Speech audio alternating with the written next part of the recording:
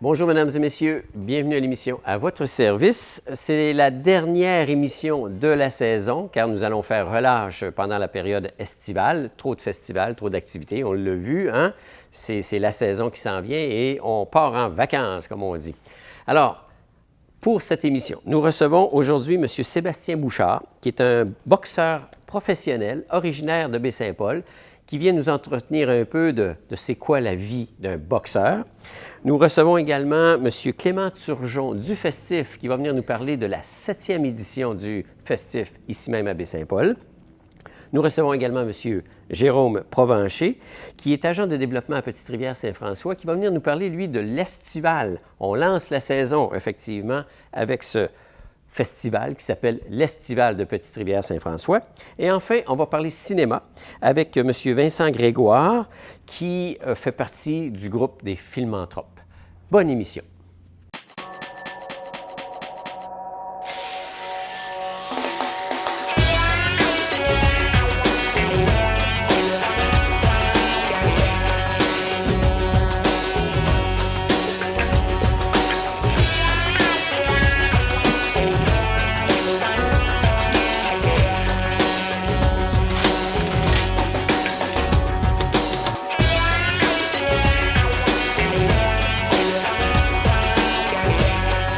Sébastien Bouchard, boxeur, bonjour et bienvenue à l'émission. Bonjour, merci. On est très heureux de vous recevoir parce qu'en plus, c'est un spécial que vous avez fait aujourd'hui pour revenir à cette émission, de Québec jusqu'à Baie-Saint-Paul. Oui, ça fait plaisir. Spécialement pour nous. On l'apprécie grandement. Ça fait plaisir. On parle boxe. Vous avez 28 ans, 29 ans aujourd'hui. Est-ce que dans votre carrière, 29 ans, c'est rendu avancé pour un boxeur à cet âge-là ou bien non, il y a encore plusieurs belles années à venir? Il y a encore plusieurs belles années à venir. Je dirais que la boxe, il n'y a pas d'âge. Ça dépend de l'usure. C'est un peu le bagage de commotion ou d'entraînement vers comment tu as géré tes blessures. Je te dirais que moi, je suis en super forme encore. Alors, je pense qu'on a encore plusieurs belles années devant moi. Donc, il n'y a pas eu de blessure majeure ou quoi que ce soit? Non. Sauf peut-être dans le dernier combat, il y a eu un petit quelque Bon, chose? une petite blessure à la main, mais tant que ce n'est pas des blessures au niveau de la tête, là, d'habitude, ça va quand même assez bien. Oui, puis à la main, bien là, je veux dire, c'est quand on frappe puis on est blessé, ça doit faire mal. Oui, surtout pendant les combats, on est limité. J'ai été obligé de finir le combat avec presque juste une main. Mais ça revient vite, puis je suis de retour à l'entraînement. Bon. On parle de boxe. Est-ce que c'est venu très jeune dans votre vie, se dire, tiens, je m'intéresse à la boxe? C'est venu vers l'âge de 15 ans. Ça va faire presque 15 ans déjà que je pratique. La moitié de ma vie dans le sport, mais très content de l'avoir fait et d'avoir réalisé. Qu'est-ce qui vous a attiré vers ça? Ça a commencé tout bonnement à Baie-Saint-Paul, justement. Puis j'ai eu la piqûre me poignée. Ensuite, je suis allé vers Clermont. Après quelques années, je me suis dirigé à Québec pour le travail et tout. J'ai commencé à boxer beaucoup plus là-bas. Puis c'est là que ma carrière a pris beaucoup d'envergure. Alors, le fait de se déplacer vers un plus grand centre, ça a été bénéfique? Oui, c'est sûr. Oui. J'ai eu aussi une association avec François Duguay, qui est mon entraîneur encore, qui est un entraîneur qui a une bonne notoriété dans la boxe, qui a un gros bagage de boxe avec plusieurs bons boxeurs. Puis ça a été très bénéfique pour moi. Ça prend quoi comme chimie entre justement son entraîneur et son boxeur? Je dirais qu'il y a beaucoup d'heures au travail ensemble, d'essayer d'avoir la même philosophie de la boxe, de voir la boxe de la même manière. Puis moi et François, on a trouvé cette chimie-là entre les deux, qu'on comprend exactement ce que l'autre veut dire, puis on voit exactement les mêmes choses. Fait que depuis ce temps-là, on navigue là-dedans, puis ça va super bien. Qu'est-ce qui caractérise Sébastien Bouchard comme boxeur? C'est-tu sa gauche, c'est-tu sa droite, c'est-tu ses mouvements, son arrogance, sa fierté? Premièrement, je suis un boxeur acharné, travailleur acharné. Je lâche jamais mes adversaires.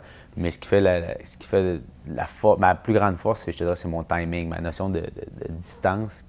Souvent, tu as des boxeurs qui sont très rapides ou qui cognent très dur. Moi, c'est vraiment ma notion de gérer la distance, de faire croire à mon adversaire que je suis dans sa distance et je ne suis pas, et de le faire payer par la suite. OK.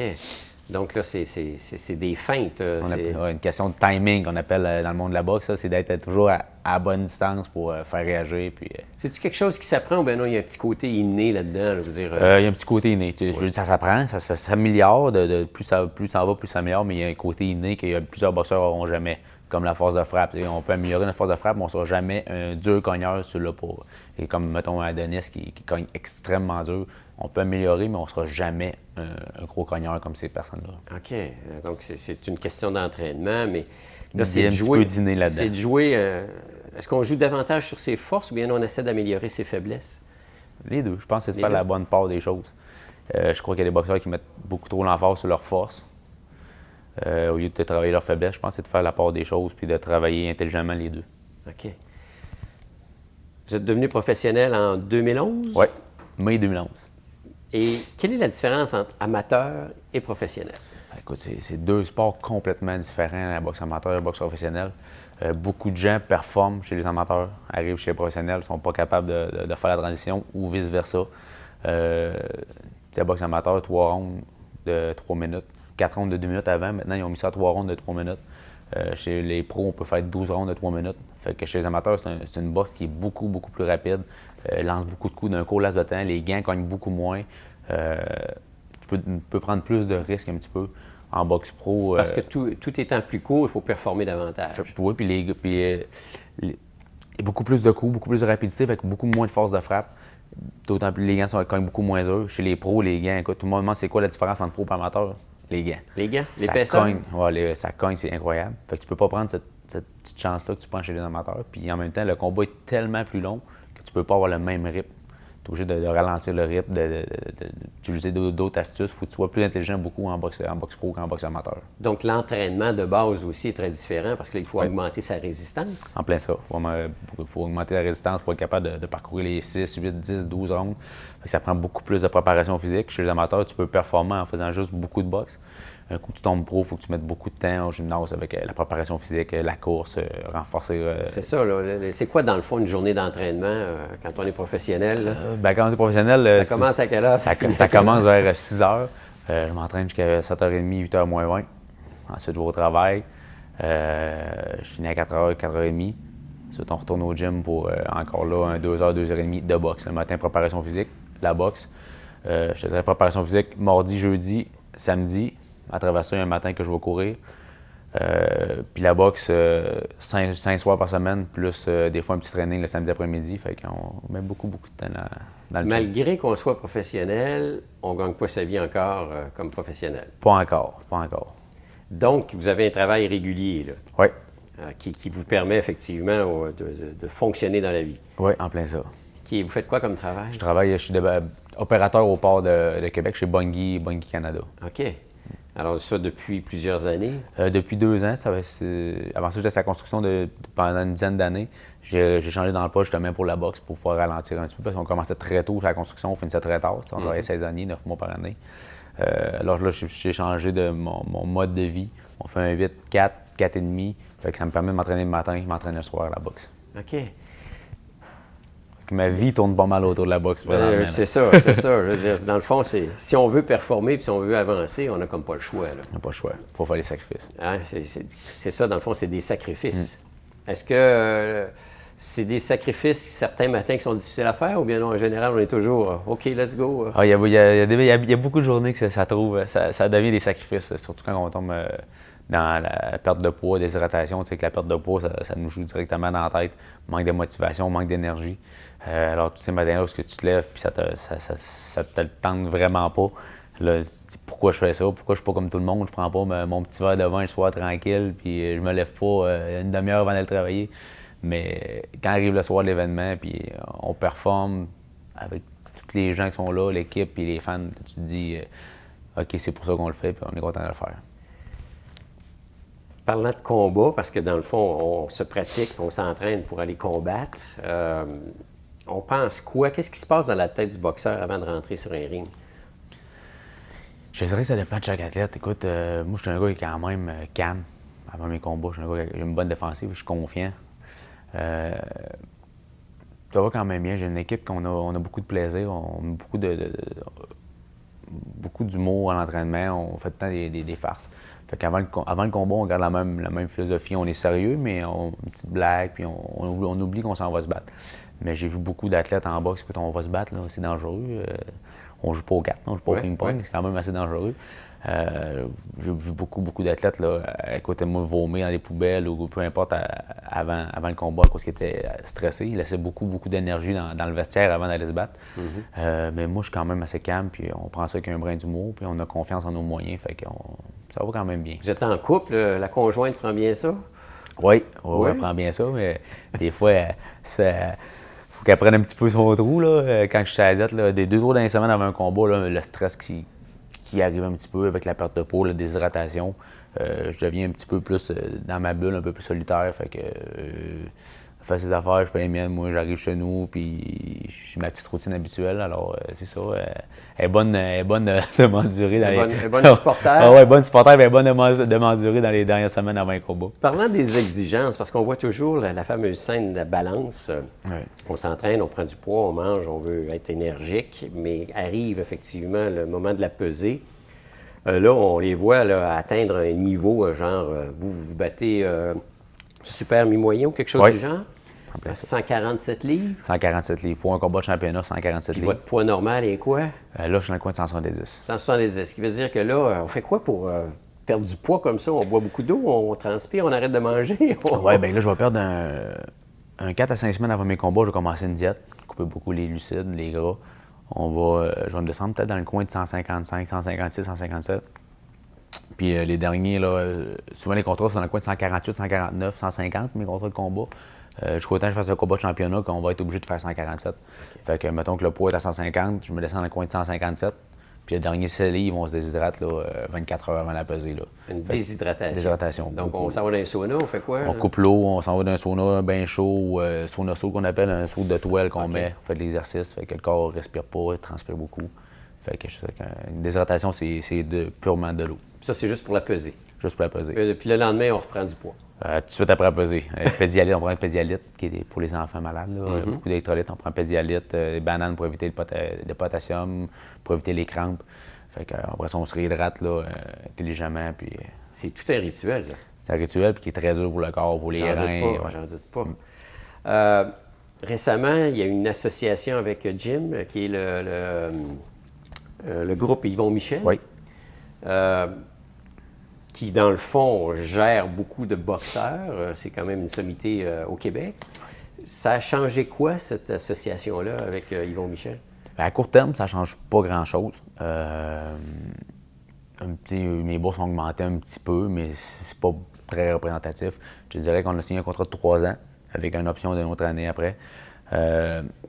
Je pense que ça va changer plus à partir de l'année prochaine. Là, on est encore dans le peaufinement là, de ma technique, de mes affaires. On fait encore des combats justement spécifiquement pour des choses qu'on pratique dans le gymnase.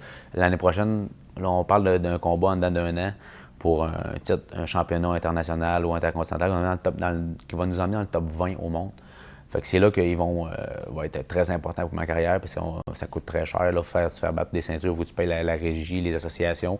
Fait que c'est là qu'il va changer, il va faire toute la différence. Là, on a beau avoir des belles bourses, mais il y a beaucoup d'argent qui part à droite et à gauche pour payer les entraîneurs, payer les déplacements, payer tout ce qu'il y a à payer. Effectivement. Ensuite, l'impôt. L'impôt qui part avec à peu près la moitié de tout ce qu'on fait. On a eu un gala ici, amateur, récemment, à l'aréna de Baie-Saint-Paul. Vous étiez présent. Je veux dire, est-ce qu'il y a des beaux espoirs qui s'en viennent? Oui, écoute, je pense que Tony a mis le doigt sur la façon de faire. Tony, qui est le propriétaire du club ProBox. ProBox, Charlevoix, en plein ça. Avant ça, on mettait beaucoup l'emphase sur des joueurs de hockey ou des athlètes un petit peu plus vieux qui ont eu une vie extérieure. Tony, là, il a mis l'emphase sur les jeunes, sur la relève. Il amène la passion aux jeunes. Fait que s'il réussit à garder les jeunes dans le gym, qu'il réussit à lui donner la piqûre, les jeunes vont grandir là-dedans, puis c'est là que tu vas avoir des bons athlètes, beaucoup plus qu'avec des joueurs de hockey de 25-30 ans qui ont une vie X à côté. Fait que je pense qu'il a trouvé la formule gagnante. Puis je vous vois avec encore la coupe genre Simard suspension là, par rapport au défi des têtes rasées. Merci d'avoir été présent et d'avoir été porte-parole pour cette belle initiative de Simard Suspension. Mais pour vous, ça a été quoi cette implication-là? Écoute, quand David m'a appelé pour faire partie du défi tête rasée, j'ai dit pourquoi pas. C'est une une belle manière de m'impliquer dans Charlevoix et tout. Puis un coup, quand on a fait la première conférence, puis on a rencontré une couple de familles qui avaient des enfants malades, c'est là que tout a pris son sens. Je me suis rendu compte que c'est pas juste l'enfant, mais la famille qui écope beaucoup, des troubles après ça de sous, de manque de travail. T'sais. Fait que là, c'est là que tout a pris son sens. Puis je me suis dit, OK, je me suis vraiment impliqué dans une belle cause. Puis on s'est donné à 100 %. Puis David s'est donné beaucoup. C'est beaucoup, Oui, beaucoup, ça a été un beaucoup beau de travail. succès. On voit les événements, mais derrière les événements, beaucoup de travail. Puis on voit que la manière qu'il a travaillé très fort avec toute son équipe, parce qu'il a fait justement un franc succès. Oui. Puis c'est tout à son honneur. Puis je suis très content d'avoir été porte-parole avec lui. Puis est-ce que vous êtes allé faire des petites séances d'entraînement sur place, alors devant le public? Oui, en plein ça. On est Ça fait allé. différent du gym? Oui, mais c'est très agréable, c'est bien organisé. On a fait une petite séance d'entraînement justement chez Emmanuel, chez Simard Suspension. J'ai pas pu être présent le 3, à la dernière journée, justement, quand David s'est fait raser. J'étais à la pesée à Montréal, je me battais le lendemain au Centre Bell. OK. Mais c'est ça, là, c'était vraiment un bel accomplissement, puis je suis très content de l'avoir fait.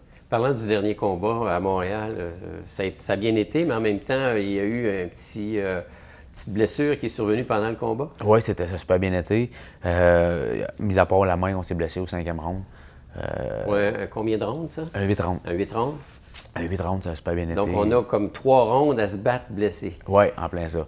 À se battre avec plus ou moins rien qu'une main. Là. Je l'envoie quand même à main droite, mais c'est tellement douloureux que tu l'envoies, tu récupères un petit peu, tu travailles plus avec la gauche. Aussitôt qu'il y a moins de douleur, tu réessayes, tu renvoies encore, puis là, tu dis, ça refait assez. Faut que tu deals avec la douleur, tu te dis que. Ça arrive souvent de blessure à la main pendant un combat?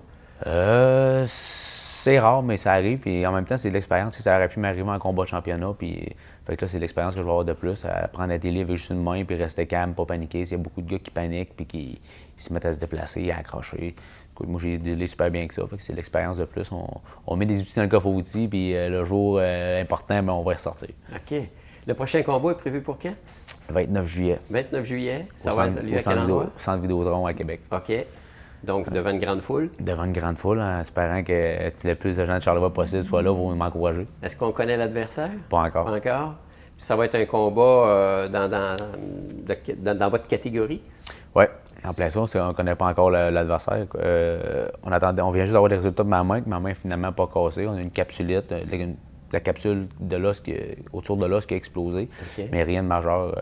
Fait que je viens de savoir là, hier que j'allais être capable de boxer le 29 C'est juillet. une bonne nouvelle. Très bonne nouvelle.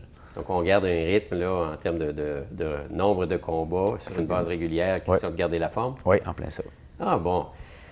Pour un boxeur, là, quand il s'en vient dans le ring, il y a toute l'atmosphère, l'annonce, la musique, l'éclairage. Je veux dire, on vit ça comment, ça? Ah, écoute, c'est une expérience qu'il faudrait que tout le monde peut vivre un jour. Moi, je dis souvent que la boxe, je ne gagne pas ma vie de ça, mais c'est le plus beau sentiment que tu as, c'est ma plus belle paye quand je rentre dans le ring, puis toute la foule se lève pour moi, surtout des fois au Colisée. Je me souviens une fois, entre autres au Colisée, pas un son dans le Colisée, toute la soirée, il n'y avait pas vraiment d'atmosphère. Moi, je rentre, boum, tout le monde se lève, tout le monde crie. Fait que là, ça vient te chercher, puis c'est vraiment des beaux souvenirs, puis je suis vraiment content là, d'avoir une belle équipe, une belle gang de supporters derrière moi, puis c'est vraiment agréable. Quand on combat, est-ce qu'on entend la foule? Je dirais que oui, ça dépend encore une fois des athlètes. Il y a beaucoup d'athlètes qui sont très, très stressés, très nerveux pendant les combats. Focus juste sur l'adversaire, n'entendent rien.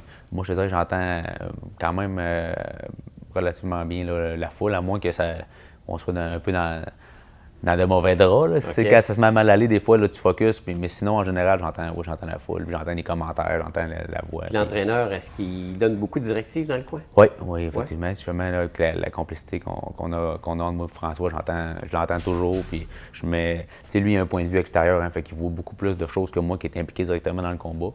Alors, aussitôt qu'il me dit quelque chose, je l'essaye à l'instant, puis souvent, ça fonctionne. OK. Bon, bien écoutez, on va vous souhaiter bonne chance. Merci beaucoup. Bon été. Et grand succès et merci encore de vous être déplacé pour venir à cette belle entrevue. Ça fait plaisir. Merci. Merci beaucoup.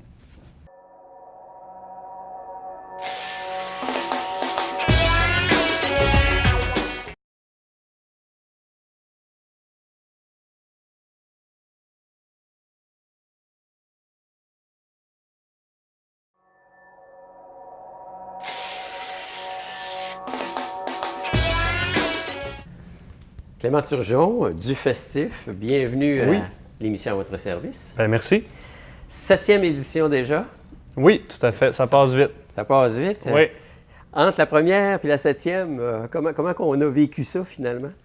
Ben, c'est un beau gros tourbillon, c'est sûr. Les premières années, on voyait ça comme un petit festival municipal, puis c'est ça qu'on voulait, local. Puis là, on a embarqué dans l'espèce de beau buzz qu'il y a avec le festif. Puis là, on se rend compte, on était à 7e, on a été soufflé, mais c'est un bel essoufflement, là. C'est vraiment le fun. Est-ce qu'il y a des grandes différences entre la première année là, par rapport au dire oui, on est municipal, puis aujourd'hui, c'est quoi? C'est le côté grandiose? C'est le côté type d'artiste que l'on fait venir? Réaction du monde? Ben, je dirais que c'est un mélange de tout ça. De plus en plus, même moi, je passe de plus en plus de temps juste à répondre à des demandes pour n'importe quoi. Tu sais, on reçoit maintenant même des entreprises qui visitent l'événement pour voir s'ils vont peut-être devenir commanditaires. Fait qu'il faut accueillir c'est les représentants de ces entreprises-là. On a des demandes de médias à pu finir. Fait que ça, c'est toute l'espèce de croissance qui fait qu'on est de plus en plus occupé. Parce que la programmation, on a plus d'artistes, mais on est capable de prévoir nos horaires en fonction. Fait que depuis le lancement du 12 avril, là, c'est une réaction en chaîne là, de médias, de partenaires, de festivaliers qui appellent aussi. Maintenant, on a quelqu'un qui s'occupe presque juste de répondre aux questions des festivaliers. En relation publique, quoi. Oui, c'est ça, exactement. Est-ce qu'il y a quelque chose de particulier cette année qui vient donner la couleur à la 7e édition? Bien, je dirais cette année, je dis dans la continuité, on dit toujours ça, puis il y a toujours des nouveautés quand même, mais on essaie de plus en plus de marteler sur l'expérience festive. On a les spectacles qui sont sur les scènes, mais comme on l'a fait l'an passé, on a les spectacles surprises, puis on essaie de plus en plus de miser sur la proximité public-artiste. Donc, de plus en plus, on va avoir plus de spectacles surprises, on va avoir plus de prestations spontanées un petit peu à gauche puis à droite. On a, dans les nouveautés, bien, de plus en plus, le côté éco-responsable est mis de l'avant. Donc, on continue, on a beaucoup d'initiatives. On va avoir des équipes de développement durable qui vont être sur place, qui vont sensibiliser les gens. On a introduit le compost cette année, donc on va avoir du compostage un peu partout. On a des équipes qui vont même faire des pesées de déchets, de recyclage, tout ça, pour tout quantifier. Puis nous, après, on va pouvoir faire des plantations d'arbres et tout ça. Fait que ça, c'est une nouveauté sur laquelle on travaille beaucoup. On a les médias aussi. On a annoncé avec, entre autres, Radio-Canada, une gros partenariat. Ouais. Association, là. Oui, tout à fait. Fait que c'est une grosse nouveauté. La visibilité, autant pour le festif que pour Baie-Saint-Paul, pour Charlevoix, va exploser. Puis ça, parce que ça, c'est tout Radio-Canada, c'est pas exclusivement une branche en télévision ou autre.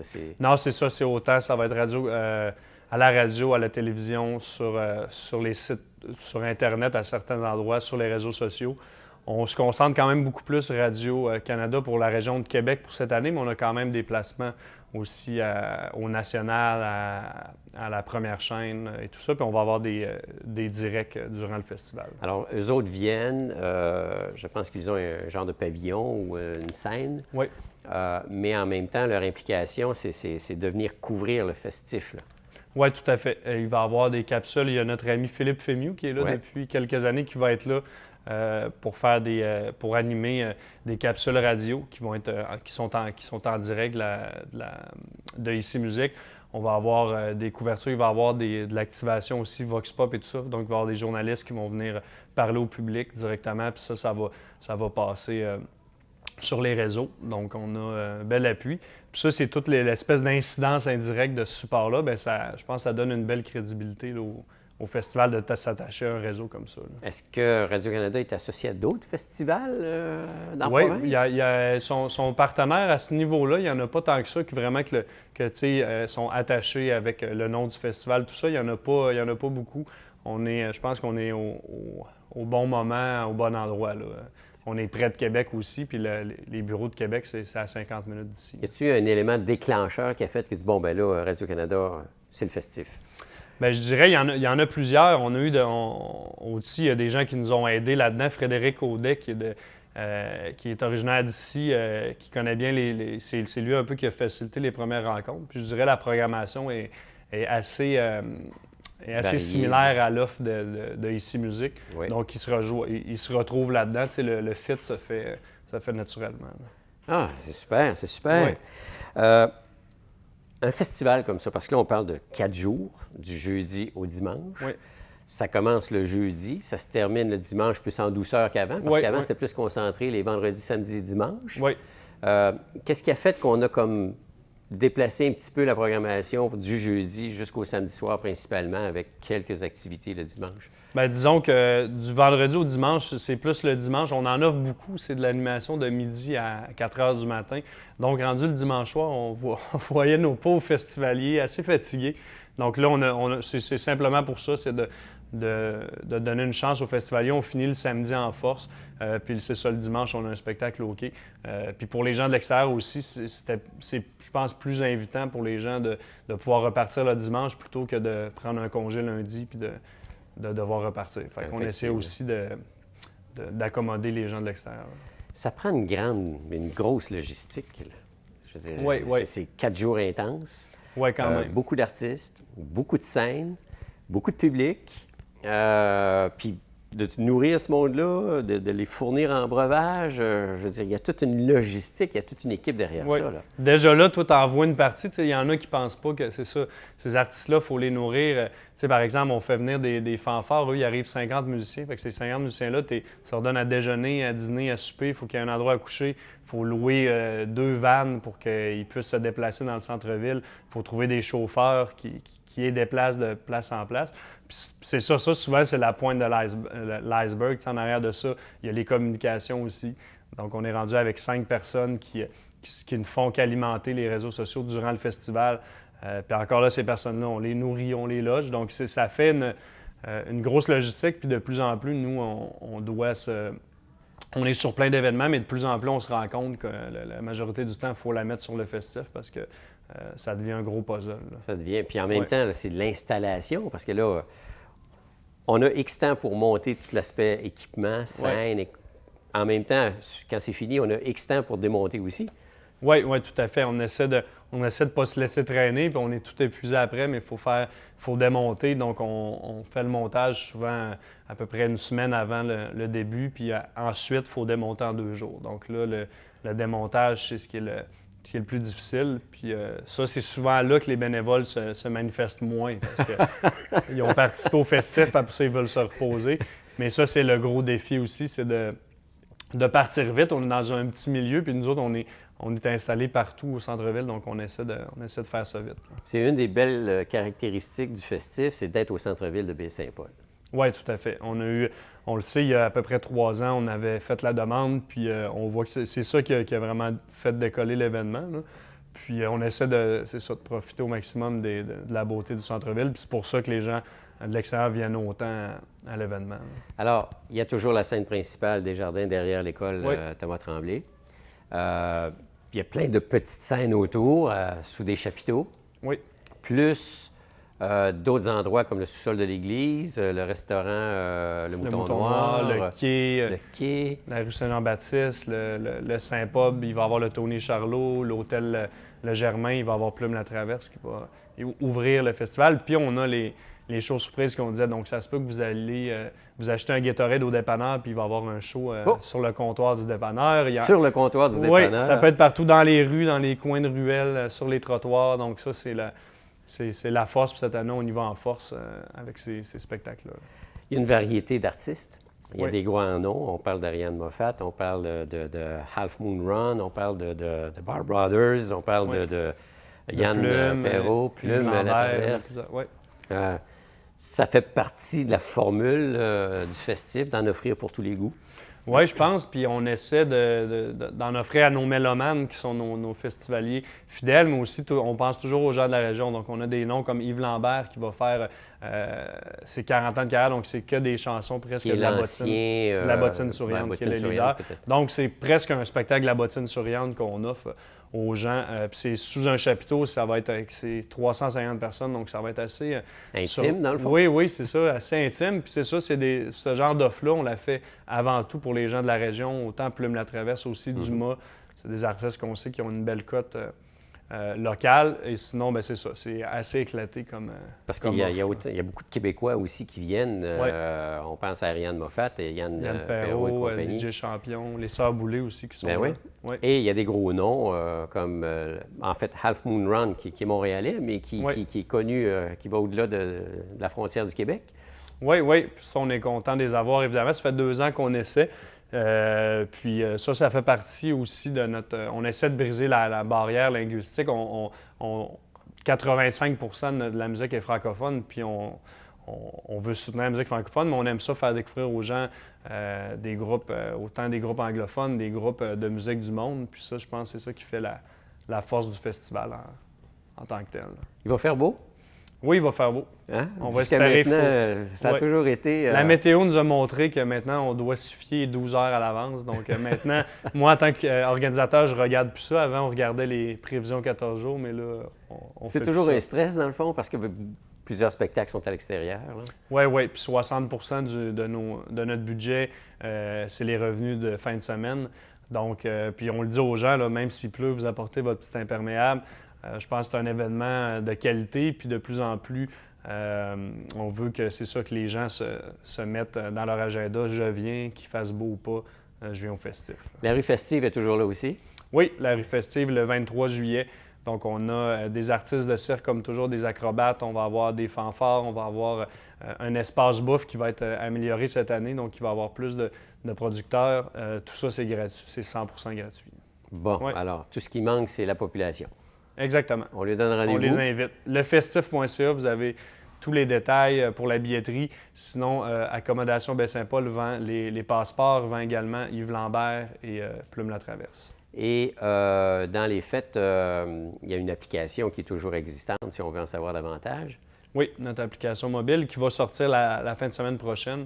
Donc, les gens qui veulent télécharger l'application mobile, on annonce tous les spectacles surprises là-dessus durant la fin de semaine. Clément Turgeon, merci beaucoup. Et Merci. bon succès au Festif 7e édition. Bien, merci.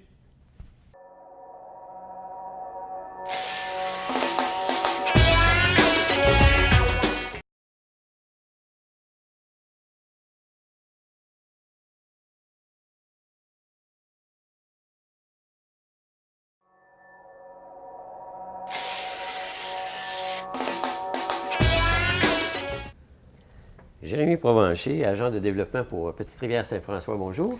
Bonjour Herman. On est ici pour parler de l'Estival, Oui. 4e édition. Oui, déjà 4e édition. Je veux dire, c'était tout nouveau il y a pas si longtemps, mais là, on est fiers encore d'avoir cette année l'Estival qui a lieu là, du 17 juin au 2 juillet. Ça lance la saison, là. Oui, ça lance la saison, on pourrait dire des roulottes, ça lance le beau temps, je veux dire, justement, en plus, ça s'encadre aussi avec la Saint-Jean-Baptiste, puis la Fête du Canada, fait que c'est vraiment un bon moment de l'été là, pour démarrer là, les festivités. Et d'année en année, ça a pris de l'ampleur. Parce que là, aujourd'hui, en 4e édition, c'est sur 3 week-ends. Oui, c'est ça. Cette année, en fait, là, on a prolongé encore là, les festivités. Donc, étant donné que cette année, la fibrose kystique s'ajoute, on veut qu'elle puisse avoir aussi un samedi pour organiser son événement. Donc, c'est pour ça, cette année, il va y avoir 3 samedis pour, en fait, là, les organismes qui ont désiré là, faire un événement. Donc, on est fiers que ça se prolonge. Puis, bien, pour les gens de Petite-Rivière-Saint-François et de Charlevoix, bien, ça va faire encore plus d'activités pour eux. Parce que c'est pas juste pour les gens de Petite-Rivière. Là. Non, c'est les sûr. gens de Charlevoix sont les bienvenus. Ah, c'est sûr que de plus en plus, c'est ça qu'on désire, nous, en fait, de s'ouvrir dans Charlevoix, puis que les gens puissent venir voir Petite-Rivière, puis célébrer avec nous. C'est sûr qu'encore là, c'est beaucoup des gens locaux, mais d'année en année, on a des gens qui viennent louer des campings, qui on se rend compte qui ne sont pas nécessairement là, de Petite-Rivière-Saint-François, mais de la région de Charlevoix et ailleurs au Québec. Là. Donc, ça, on est bien content de ça. Parce que ça se passe au Parc des Riverains. Oui, Puis pour ceux qui ne connaissent pas le Parc des Riverains, c'est dans le village, directement sur le bord du fleuve, avec petite plage, le quai. Oui. Ben, en fait, c'est Casse-croûte, un lieu idéal en fait pour venir passer des vacances. On a tout à portée de main. Comme vous dites, on a la petite plage qui est là. On a le quai avec une vue exceptionnelle sur le fleuve Saint-Laurent et sur les montagnes. On a aussi le camping qui est là. On a le casse-croûte si on désire manger. On a des jeux pour les enfants Ben oui, avec jeux les jeux d'eau, tout ça. Donc, c'est vraiment un lieu là, très Même pour les rassembleur. plus âgés, la pétanque maintenant. Ah ouais, la pétanque aussi, je vais en aller oublier ça, mais cette année, on a en plus le terrain de pétanque qui va être accessible, puis on vient de construire 2 gazebos Ben oui. pour justement que les gens puissent se mettre à l'ombre. Donc vraiment, c'est un beau lieu là, pour se rassembler, puis ça vaut la peine de descendre pour venir voir En ça. fait, c'est ça, parce que Petite-Rivière, pour ceux qui ne le connaissent pas, c'est comme un cul-de-sac. Donc, il faut prendre la décision de s'y rendre. Ouais. Une fois qu'on s'y est rendu, on se dit « Wow! » Oui, ben en fait, moi, ça arrive souvent, je prends une marche le midi, puis je rencontre des visiteurs qui ont décidé de faire le chemin puis de descendre la pente. Puis à chaque fois, ils me disent qu'ils ne regrettent pas leur choix d'avoir descendu. La vue est tellement exceptionnelle que ça vaut le petit détour, même si on doit revenir par le chemin là, inverse. Là. Alors, l'estival, 3 gros week-ends, Oui. trois grandes activités. En général, ça commence sur l'heure du midi pour se terminer en soirée. Oui, c'est ça. Habituellement, là, on a un comité organisateur avec les Chevaliers de Colomb, la fibrose kystique, les pompiers, le comité bibliothèque, etc. Mais les 3 grosses journées, c'est les samedis. Puis, c'est sûr que ça commence souvent en avant-midi, puis ça se termine tard le soir là, avec feu de joie, feu d'artifice, etc. Parce que la Saint-Jean-Baptiste est là-dedans, Oui. le premier Oui. de l'an, pas le La- premier de l'an, la mais le fête 1er du juillet, Canada. la fête de la Oui, la Confédération fête du aussi. Canada est aussi là-dedans. Donc, ça fait plusieurs festivités. Puis, on a des programmations vraiment intéressantes puis variées selon l'organisme qui l'a préparé. Donc, la fibrose kystique, on va avoir une course de petits bateaux sur la rivière du Sceau ou la rivière Maillard. Puis, eux vont faire ensuite de ça là, une encan chinois puis un souper gestionnaire. Puis, ensuite de ça, ben les pompiers ont aussi une très belle programmation avec, entre autres, là, Les simulations ouais, d'incendie. simulation incendie. Ensuite de ça, il va y avoir des jeux gonflables. Il va y avoir le cirque Escaringa qui va être là, spectacle de paille. Ils vont vraiment en avoir pour tous les goûts. Puis les Chevaliers de Colomb, cette année, sont vraiment sur le thème de Noël des campeurs. Donc, il va y avoir un rallye pédestre, il va y avoir un spectacle de chansons de Noël, il va y avoir décoration de Noël. Donc, c'est vraiment 3 journées vraiment variées, mais intéressantes l'une et l'autre. Là. Et donc, il y a des activités pour des habiletés physiques. Il y avait dans le passé un genre de compétition ou de rallye bicyclette, mais cette année, il y a un volet particulier. C'est ça. Cette année, bien, on a décidé de laisser faire plus ce volet-là, mais on a décidé d'ajouter une démonstration de vélo trial qui va être vraiment intéressante. En fait, pour ceux qui ne savent pas c'est quoi le vélo trial, c'est des gens qui sont en bicycle puis qui font un circuit d'obstacles. Et puis, le but, c'est vraiment, là, ils vont sauter à travers les obstacles. C'est de l'équilibre. C'est de l'équilibre, c'est vraiment beaucoup une question d'équilibre. C'est des professionnels, donc ils vont offrir 2 prestations de 45 minutes. Oh. Je pense que ça vaut vraiment la peine de venir voir ça. Ça va avoir lieu le 24 juin là, à la Saint-Jean, donc vraiment, ça vaut le détour. Je pense que ça va être assez impressionnant. Autant pour les adolescents qui trippent sur le vélo que les familles et tout ça, je pense que ça va être une belle activité. Là.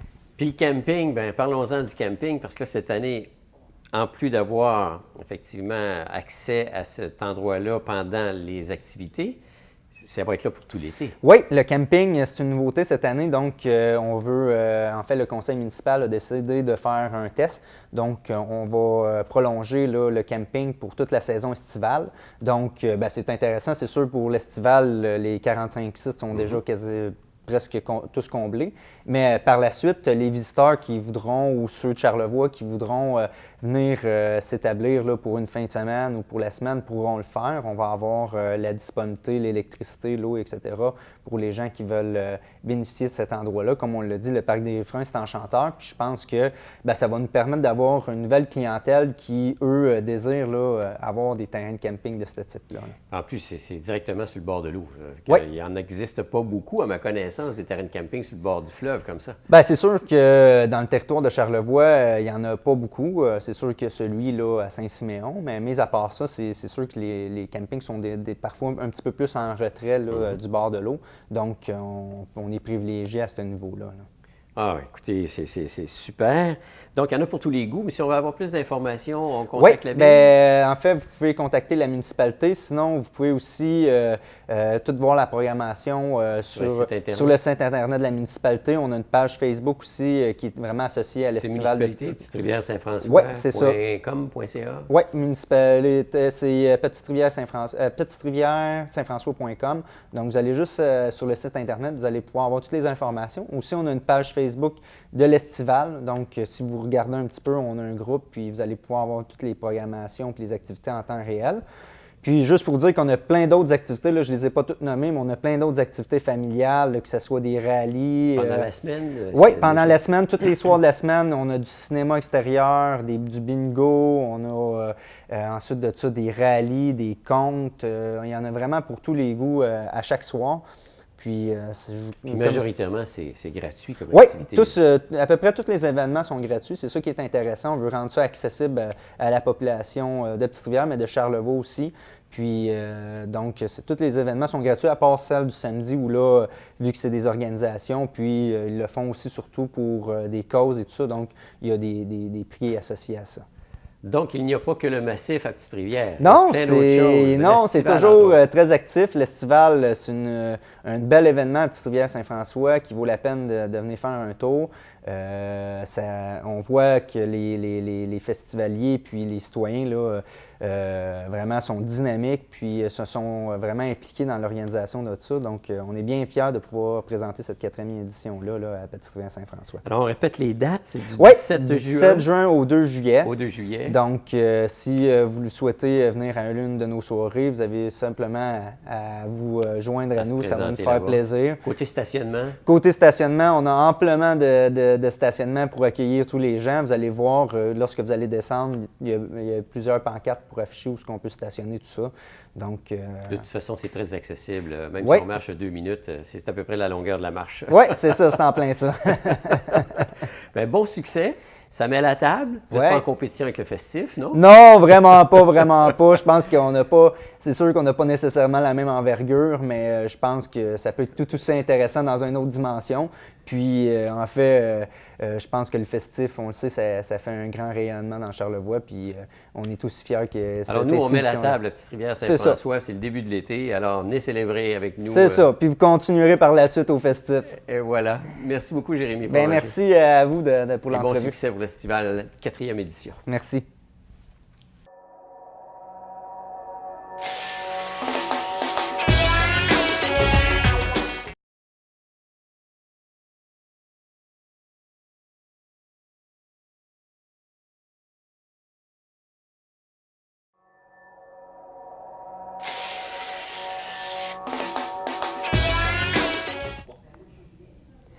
Vincent Grégoire, des Filmanthropes, bonjour. Bonjour, Herman. Ça fait drôle parce que d'habitude, on travaille ensemble, on collabore ensemble parce qu'on est tous les deux de TVCO, mais aujourd'hui, on parle Filmanthropes. Oui, dans Charlevoix, il faut s'impliquer, puis ça, c'est une implication que j'ai bien développée. Alors, si on dit Filmanthrope par rapport à ton implication, c'est parce que tu es un grand amateur de cinéma.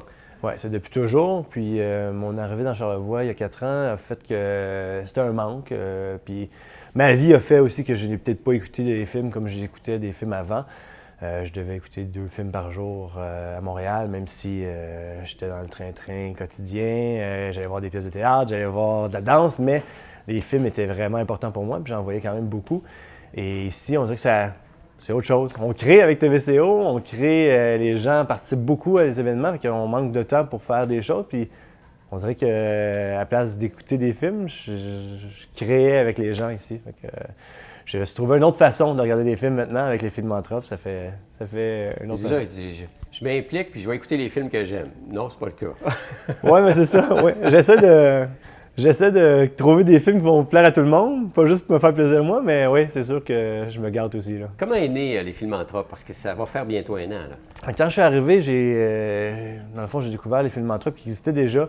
Et on ne savait pas trop qu'est-ce qui allait arriver des Filmanthropes. Puis, j'ai eu un congé de paternité. Et jusqu'à mon retour après les congés de paternité, que je suis revenu vraiment à la vie,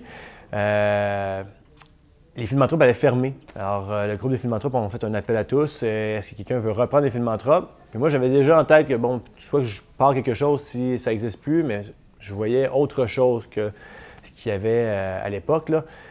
Alors, pendant longtemps, les Filmantropes, c'était beaucoup relié sur les kinos et le ciné-club. En ce moment, les kinos, c'est on invite les gens à faire des films, des courts-métrages, puis les gens se rassemblent et font des films ensemble. OK. En ce moment, il n'y avait plus beaucoup d'activités des kinos. Les cinémas, les projections de films se faisaient rares ou il n'y avait pas beaucoup de monde qui venait parce qu'on ne savait pas s'il y avait des films. Je pense que c'était pas assez propagé. Alors, c'est difficile d'attirer le monde, de faire sortir le monde. Et là, on s'est juste dit, OK, on pourrait reprendre ça puis partir à zéro. On va voir ce qu'on peut en faire.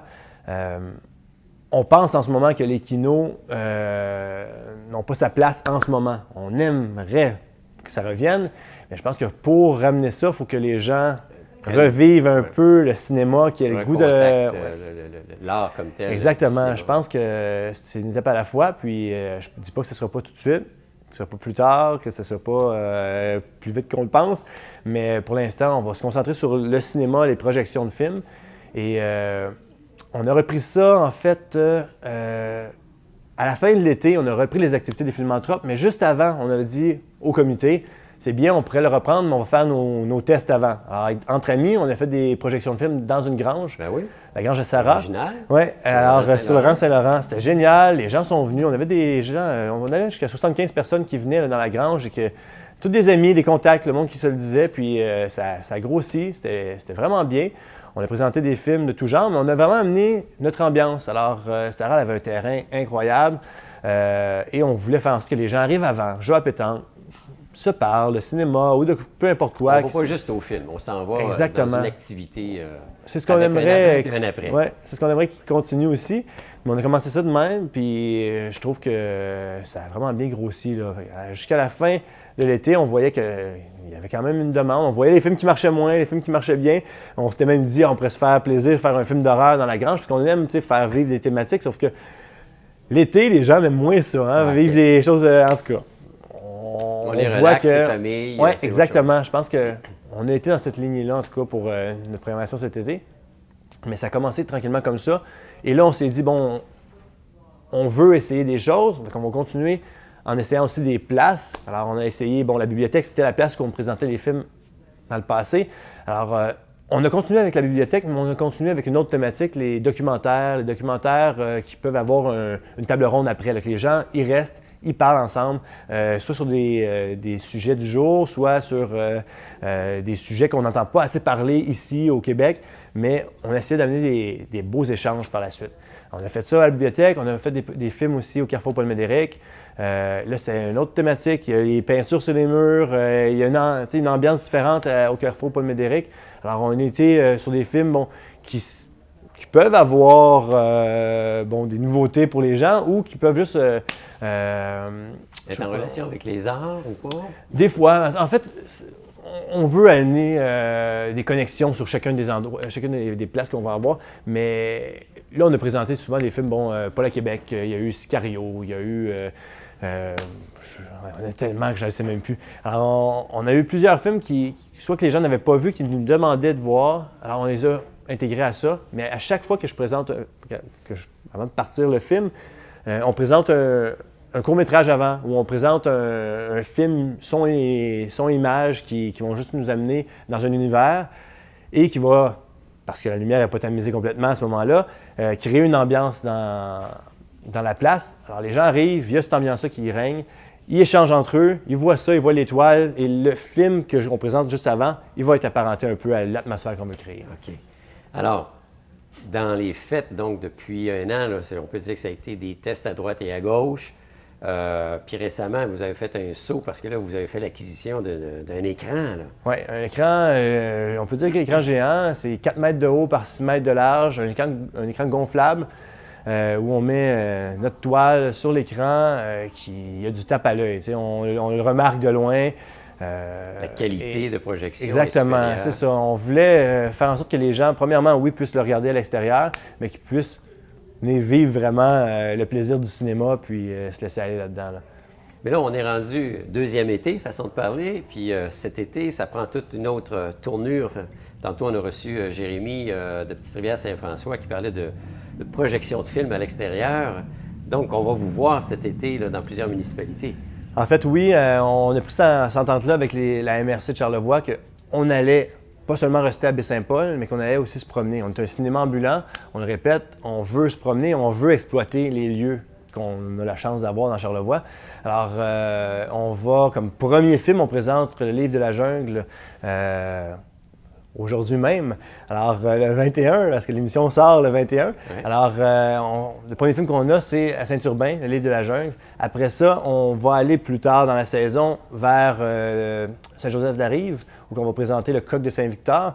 Et là, c'est un film d'animation pour la famille. C'est un film québécois qui est vraiment bien pour tout le monde. Les adultes vont adorer ça.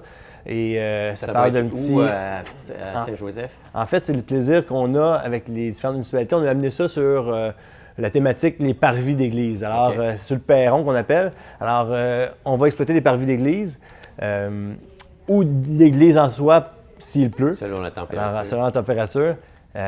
Et ça va être... Il avait fait une projection l'année dernière sur le mur de l'église. Nous, on va avoir notre écran, mais ça va vraiment être proche du fleuve. On veut vraiment faire vivre cette beauté-là. Donc, vous allez porter votre nom, un cinéma ambulant. Vous allez au-devant des gens. Exactement. Parce qu'il n'y a plus de salle de cinéma dans Charlevoix, dans la MRC de Charlevoix. Non, il y en a déjà eu deux. À la Malbaie, mais ça fait un peu loin. Puis à Québec, c'est pas tout le monde qui veut aller voir un film à Québec. Ils vont le prendre à la maison. Alors oui, on va pas développer le cinéma en soi, mais ça va être un cinéma ambulant. Dans l'ère numérique que l'on vit, est-ce que ça a réellement sa place? En fait, c'est le problème que les boîtes noires de ce monde, les cinémas excentristes ont, c'est que oui, les gens peuvent avoir le film rapidement en le téléchargeant illégalement sur Internet. Ils vont l'écouter sur leur gros écran à la maison parce qu'avec un Apple TV, on peut faire ça. Là, je nomme des marques, mais bon. Ils peuvent tout faire ça de la maison, puis ils ont des beaux écrans, un bon système de son, c'est facile. Alors oui, ils peuvent avoir le film même avant tout le monde, avant qu'il soit au cinéma. Et nous, on arrive avec nos films qui sont après les cinémas, parce que nous, chaque film qu'on va avoir, minimum que ça peut nous coûter, c'est à peu près 300 $. Okay. Alors 300 $ qu'on paie pour le droit des films, parce qu'on l'a après les gens. Alors si on l'a en même temps que le cinéma de la Malbaie, le cinéma de la Malbaie, il se bat fort parce que eux, ils veulent avoir les films en même temps que tout le monde. Populaire, et on encourage les gens à aller voir leurs films parce que sinon ça va fermer, puis on veut pas. Il faut que les gens aillent voir. Nous, on a une autre thématique. Nous, c'est à l'extérieur. C'est des films que peut-être les gens ont déjà vus, mais qui vont le vivre différemment. J'avais une idée folle de présenter Le Revenant dans le Boisier du Quai en plein hiver. Alors, j'aurais adoré, sauf qu'en plein hiver, c'était pendant qu'il était dans les salles de cinéma. Il n'était pas encore aux Oscars, alors là, les Oscars sont sortis. Le film est resté plus longtemps dans les salles de cinéma. Ça m'aurait coûté à peu près 1000 $ pour le faire. Okay. Alors là, avec l'équipe, Martine, François, Niki, on s'est rencontrés puis on s'est dit, OK, est-ce qu'on fait, est-ce qu'on le fait pas?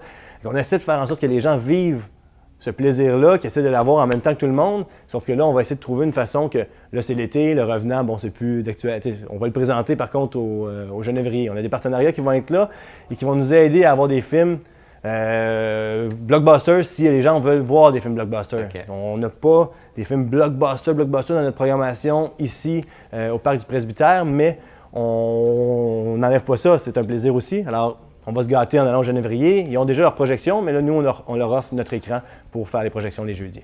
Parce que les Filmanthropes, c'est un organisme à but non lucratif. Exactement, oui. Alors, vous êtes un groupe de passionnés de cinéma. Quand on assiste à vos films, c'est une contribution volontaire? Comment ça fonctionne? En fait, les gens peuvent être membres. Alors, être membre, c'est qu'ils paient 10 $ pour une année complète et ils peuvent voir tous nos films qui sont entre l'automne et le printemps. Alors, automne, hiver, printemps, ces saisons-là, c'est 5 $ normalement. Et là, ces films-là, normalement, ils pourraient les voir gratuitement. Alors, c'est 10 $ seulement, mais ils peuvent les voir quand ils veulent maintenant. C'est une fois par mois qu'on va avoir des films à 5 $, disons. Mais après ça, l'été, c'est gratuit. Mais là, oui, c'est certain qu'en payant les droits des films, on va passer le chapeau, les gens peuvent nous donner, les gens peuvent participer de cette façon-là. Même les membres peuvent dire, bon, mais moi, je suis là pour le film, j'encourage. Alors, oui, on va faire l'offre de la contribution volontaire parce que c'est sûr qu'on n'a pas... tant de moyens que ça, mais... Au moins, ça vient donner la pérennité à ce genre d'activité-là, puis d'assurer qu'on puisse avoir accès du cinéma. Exactement. Puis les gens le demandent, puis s'ils sont pas capables de se payer un film, au moins là, ils pourraient le faire à l'intérieur du parc. Ils viennent, c'est là, c'est présent. C'est une sortie, ça peut être familial aussi, ça peut être... En fait, on pousse sur ça. Il va y avoir des films. Le Petit Prince est le premier film qu'on présente.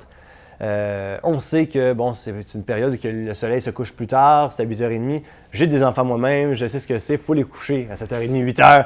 Mais on invite quand même les familles à venir puis de faire un spécial ce soir-là. Le Petit Prince, c'est un film qui est pour tout le monde. Alors, un soir spécial, on se couche plus tard. Bien, on invite les gens en famille à venir d'avance aussi, pas juste à 8h30, pas juste à 8h. À 7h, 7h30, arrivez. Prenez votre lunch, prenez la bouffe. On a des partenariats avec les restaurants du coin. Alors, même Pierre Narcisse va sortir la nourriture. C'est pas obligé de manger là. On peut sortir, prendre la nourriture, s'en aller sur le terrain.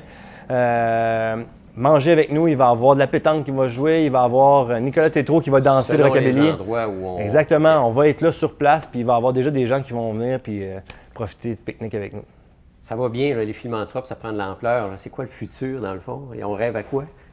C'est sûr que là, cet été, on est content, ça va faire, on va créer cet engouement-là. C'est certain que pour le passionné que je suis et pour les grands supporters que j'ai avec moi, là, Martine et François sont à fond là-dedans. Martine Légaré, François Maltais. François Maltais, Niki Thomas, 3 personnes qui sont super impliquées. François et Martine ont refait le site Internet au complet. Niki est allé nous chercher des partenariats pour la nourriture pour créer ce petit engouement-là qu'on a pendant les projections de film. Alors, il va y avoir de la nourriture, il va y avoir des bonbons, il va y avoir ça. C'est Niki qui est allé chercher ça. François a refait le site web au complet avec Claude Lemay. Alors, tu sais, on a travaillé fort là-dessus. Notre rêve, c'est de faire en sorte que cette couleur-là qu'on essaie de mettre prenne encore plus d'ampleur, puis peut-être l'année prochaine, on peut avoir un festival de films en plein air. Alors, on a déjà contacté des distributeurs, des producteurs. Alors, on vise des dates, mais on va voir ça. On n'en mentionne pas trop de suite. C'est complémentaire à tout ce qui s'appelle offre touristique dans Exactement. la région. Juste essayer d'attirer le monde. Puis là, on parle avec les réalisateurs, voir qui pourrait venir, puis présenter un nouveau film, puis ci, puis ça. Alors, on travaille là-dessus. Si ça prend forme, on va en parler plus les prochaines fois, mais pour l'instant, on vit sur ce petit rêve-là, puis on se donne à fond sur le moment présent sur ce qu'il va y avoir cet été-là. Alors, pour l'instant, est-ce qu'il y a une programmation? Est-ce qu'on peut savoir où est-ce que vous allez être? Quand est-ce que vous allez y être? Il y a beaucoup de films dans notre programmation. Alors, je ne les nommerai pas toutes là, mais on peut aller sur filmantrope.org. Alors, suivez-nous sur la page Facebook qu'on a. Alors, filmantrope.org, comme ça s'écrit, super facile. Mais, on va avoir des films de tout genre. Alors, vous pouvez voir sur la page de Facebook, mais ça va être affiché, mais il va y avoir des films pour enfants, pour adultes, des films qui vont venir nous travailler un peu, on ne sera pas sûr si on va aimer, parce qu'on veut essayer de pousser un peu sur... l'aspect critique des choses. Exactement. Ce ne seront pas tous les films. Il y a des films plus simples, plus légers, plus faciles à prendre, des comédies, mais on varie ça pour que tout le monde soit content. Mais on va vous voir cet été dans la MRC de Charlevoix, C'est sûr, à droite certain. et à gauche, dans pratiquement toutes les municipalités. En fait, oui, on va être chaque mercredi au Parc du Presbytère. Les mardis d'après, il va y avoir le même film présenté à l'Hôtel Germain. Les jeudis au Genévrier. Et les vendredis, on loue notre écran quelque part. Alors, cherchez-nous pas, elle est déjà prise. Ah, c'est super. Les gens peuvent louer notre écran aussi. Bien, bon été. On aura l'occasion de s'en reparler peut-être à l'automne, voir comment la programmation s'installe. Génial. Merci beaucoup, Herman.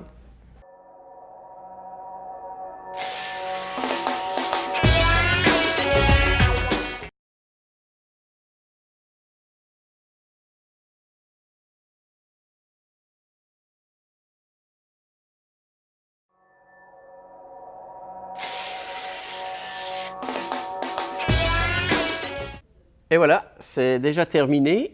C'était notre dernière émission de la saison. Nous serons de retour, bien sûr, au mois de septembre.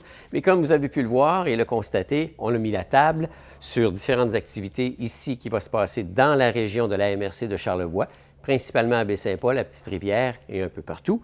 Et bien sûr, moi, tout ce que j'ai à vous dire maintenant, c'est bon été. Profitez de la belle température. Espérons qu'elle est là pour y rester. Je vous souhaite beaucoup de bonheur, beaucoup de plaisir. Revenez-nous en santé au mois de septembre. D'ici là, à très bientôt.